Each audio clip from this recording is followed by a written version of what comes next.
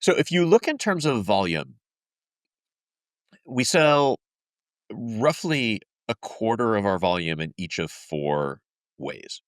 Okay. A quarter of it goes out through wholesalers around the country and a few export customers, and Uh-huh. then to restaurants. A quarter of it goes out through wholesalers and goes to retail.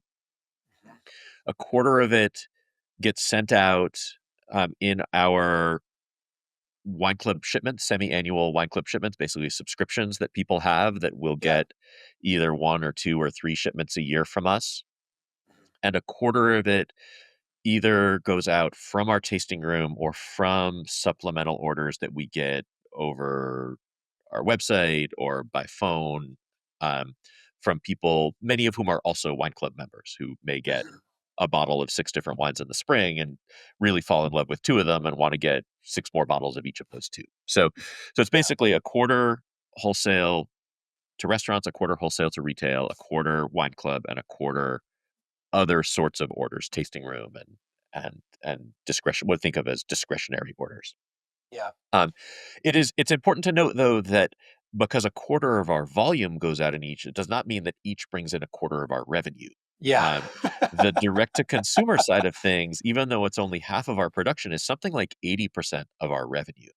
And Wow. that's true because I mean, we're selling at retail, even though we're giving good discounts to club members, we're still Right. doing a lot better than we are if we sell at wholesale, which then, because of the way that alcohol has to be marketed in the United States, has to go first to a wholesaler and then to a retailer or a restaurant and then to a consumer. And you have to basically back out all of those markups for your original selling price. Mhm. Um, and then partly because in general, in the wholesale market, all the incentives are there to sell your least expensive wines. Right. So those are the things that are generally the most available for restaurants to pour by the glass, which is more Right. volume than if you just get a placement on a list. Or those are the things that a retailer might feel confident enough that they could buy a 3 case stack of instead of like, I'll buy six bottles and put it on the shelf. So compared to that, when people come to our tasting room and people who sign up for our wine club, they're generally interested in buying the best and most distinctive things that we make, not the Right. cheapest things that we make. Right. So you have a skew also in the kind of product mix, as well as the fact that we're selling at a discount off of retail instead of at wholesale.